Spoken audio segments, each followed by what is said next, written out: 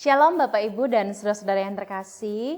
Kita bertemu lagi dalam Bina Iman GKI Klasi Solo edisi 11 Desember 2021 hari Sabtu. Dan hari ini kita akan bersama-sama mengawali bagi Bapak Ibu dan saudara-saudara yang mengawali hari ini dengan mengikuti renungan Bina Iman atau yang mengikuti Bina Iman hari ini di waktu malam hari, mau mengakhiri hari, mau beristirahat.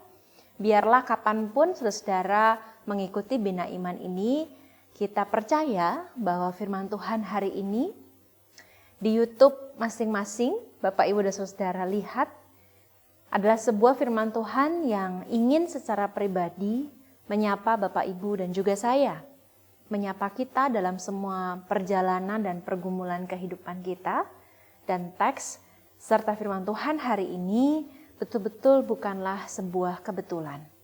Ada sebuah pesan secara personal yang Tuhan ingin sampaikan melalui saya.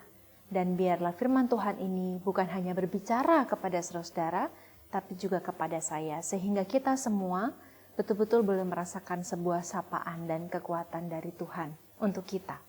Mari sebelum kita akan mendengarkan kebenaran sabdanya, kita memohon hikmat di dalam doa. Kami sungguh bersyukur untuk semua pengalaman yang sudah membentuk kami sedemikian rupa hingga hari ini. Karena kami percaya semua pengalaman itu Tuhan maksudkan untuk membuat kami semakin mengalami arti bagaimana Kristus menjadi juru selamat bagi kami. Tuhan ingin membuat kami bukan hanya mengetahui dan menghafal tentang siapa Tuhan, tetapi Tuhan ingin kami betul-betul mengenali secara pribadi dalam kehidupan kami siapa Tuhan yang sungguh-sungguh berdaulat dan berkuasa atas kehidupan kami. Kami ingin mendengarkan firman Tuhan. Kiranya Tuhan yang menenangkan seluruh badai yang mungkin saat ini sedang berkecamuk dalam pikiran dan perasaan kami. Sapalah kami dalam ketenangan yang Tuhan beri, agar firman-Mu itu menjadi kekuatan bagi kami semua. Demi Kristus Yesus kami memohon. Amin. Bapak Ibu yang terkasih, hari ini firman Tuhan terambil dari Injil Lukas pasal yang pertama, ayat 57 sampai dengan ayat yang ke-66. Injil Lukas pasal yang pertama, ayat 57 sampai dengan ayat yang ke-66. Kemudian genaplah bulannya bagi Elisabet untuk bersalin. Dan ia pun melahirkan seorang anak laki-laki. Ketika tetangga-tetangganya serta sanak saudaranya mendengar bahwa Tuhan telah menunjukkan rahmat-Nya yang begitu besar kepadanya, bersukacitalah mereka bersama-sama dengan dia. Maka datanglah mereka pada hari yang ke-8 untuk menyunatkan anak itu dan mereka hendak menamai dia Zakaria menurut nama bapaknya. Tetapi ibunya berkata, "Jangan, ia harus dinamai Yohanes." Kata mereka kepadanya, "Tidak ada di antara sanak saudaramu yang bernama demikian." Lalu mereka memberi isyarat kepada bapaknya untuk bertanya nama apa yang hendak diberikannya kepada anaknya itu. Ia meminta batu tulis, lalu menuliskan kata-kata ini. Namanya adalah Yohanes. Dan mereka pun heran semuanya. Dan seketika itu juga terbukalah mulutnya dan terlepaslah lidahnya. Lalu ia berkata-kata dan memuji Allah. Maka ketakutanlah semua orang yang tinggal di sekitarnya. Dan segala peristiwa itu menjadi buah tutur di seluruh pegunungan Yudea. Dan semua orang yang mendengarnya merenungkannya dan berkata, "Menjadi apakah anak ini nanti? Sebab tangan Tuhan menyertai dia." Bapak Ibu yang terkasih, saya syuting untuk Bina Iman hari Sabtu tanggal 11 Desember pada tanggal 6 Desember 2021. Hari ini hari Senin tanggal 6 dan besok tentu tanggal 7 ya Bapak Ibu hari Selasa. Tanggal 7 Desember tahun 2021 di hari Selasa sore menjadi salah satu hari yang penting untuk saya, suami saya, Pendeta Ayub, anak-anak saya, terutama Naya. Mengapa? Karena mungkin di beberapa Bina Iman yang lalu saya pernah men-sharingkan tentang pergumulan kami perihal penyakit anak saya. Dalam perjalanan yang cukup panjang menurut kami, tibalah kami di hari besok ini ya, kalau terhitung dari tanggal syutingnya. Kalau tanggal 11 ini sudah ditayangkan, berarti kami sudah menerima jawabannya. Tanggal 7 Desember 2021 kami akan mendengar keputusan dokter, apakah anak kami Nayana yang hampir mendekati diagnosis terkena penyakit Hirschsprung atau megakolon, kelainan usus besar bawaan sejak ia bayi dan baru dideteksi pada usia dia 4,5 tahun ini, membutuhkan tindakan biopsi. Dan kita semua tahu bahwa biopsi itu bukan pengobatan ya, biopsi itu adalah satu step untuk melakukan dan merencanakan tindakan operasi seperti apa ke depan begitu. Nah Bapak Ibu yang terkasih, esok hari tanggal 7, kalau Bapak Ibu berarti tanggal 11 sudah lewat begitu ya, akan menjadi satu perjalanan iman untuk saya dan juga seluruh keluarga saya, terutama anak saya Nayana. Saya sempat menulis refleksi perjalanan iman ini di dalam Instagram saya pribadi dengan mengatakan bahwa dalam kisah hidup Nayana, khususnya dalam kisah hidup anak putri saya yang sulung ini, dia mempunyai banyak sekali cerita. Sejak dalam kandungan dia mengalami banyak sekali pengalaman-pengalaman dan juga mungkin juga kesedihan gitu ya. Yang juga sedang saya alami pada waktu itu karena kehilangan ibu saya secara mendadak. Dan perjalanan pengalaman iman yang cukup membentuk saya sampai hari ini. Dan ia pun juga harus mengalami sakit penyakit yang kelihatannya secara sekilas dia tampak ceria. Tetapi kami yang tahu di rumah perutnya membesar begitu ya, melebar dan membesar begitu. Salah satu ciri-ciri anak-anak yang punya penyakit ini, kelainan bawaan usus besar. Kami yang tahu bagaimana dia berjuang untuk makan, lalu muntah begitu ya. Dan itu jadi satu perjalanan iman. Saya yakin, saya menulis di Instagram saya beberapa hari yang lalu bahwa Tuhan pasti punya rencana. Meskipun saya dan suami tidak mengerti rencana apa itu gitu ya.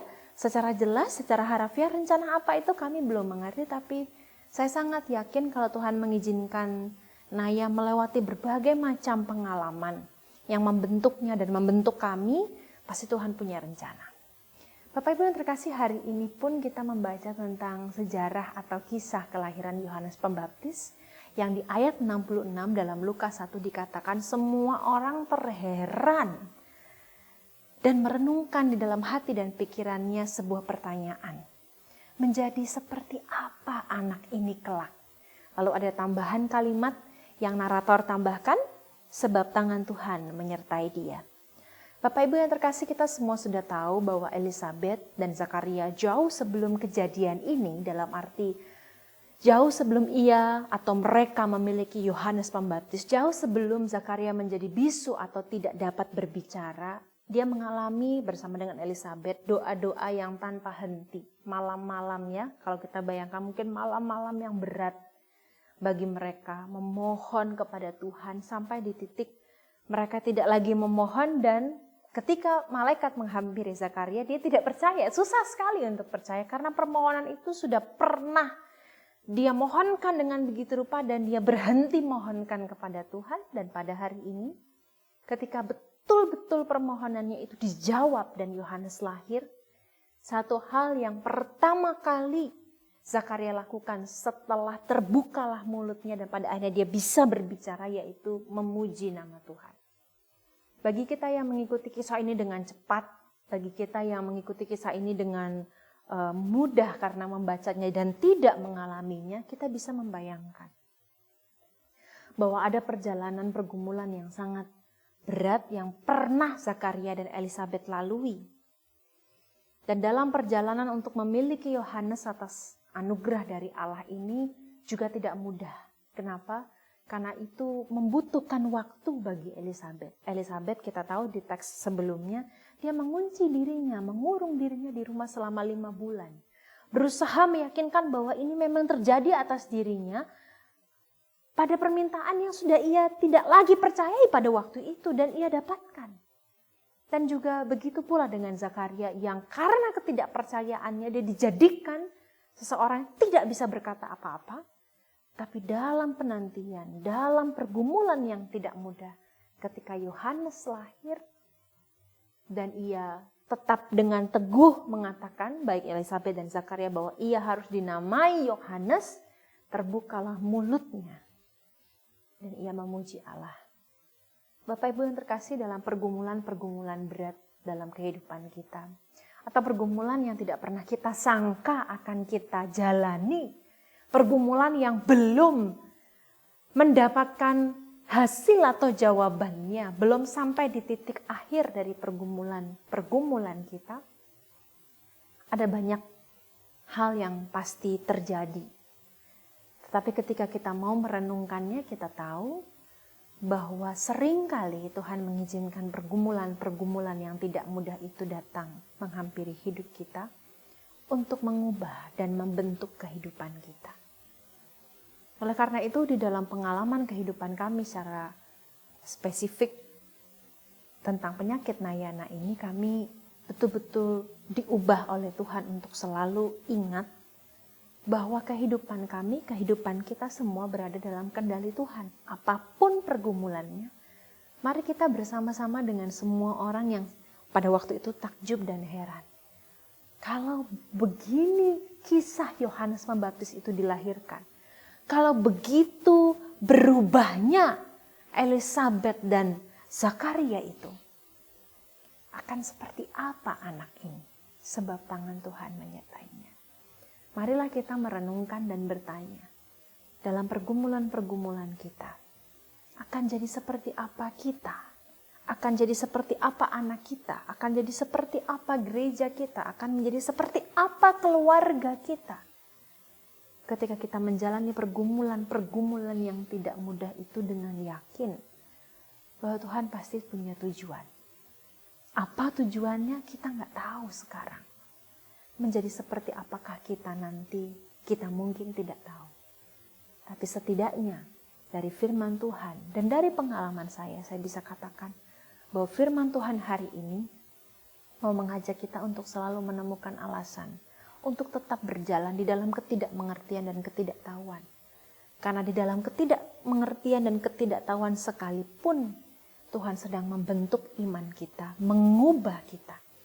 Sama seperti Zakaria dan Elisabet yang berubah menjadi orang yang betul-betul mau belajar percaya. Zakaria yang menjadi orang yang sungguh-sungguh membuka kata pertamanya dengan memuji Tuhan dalam pergumulannya. Dan biarlah itu yang juga kita alami, sekalipun kita masih terheran dan bertanya, dalam pergumulan ini akan menjadi seperti apa kita. Kiranya kita semua berani berjalan sehari demi sehari, setapak demi setapak dalam semua pertanyaan, dalam semua tantangan yang mungkin belum selesai, sampai di akhir, menjelang akhir tahun ini.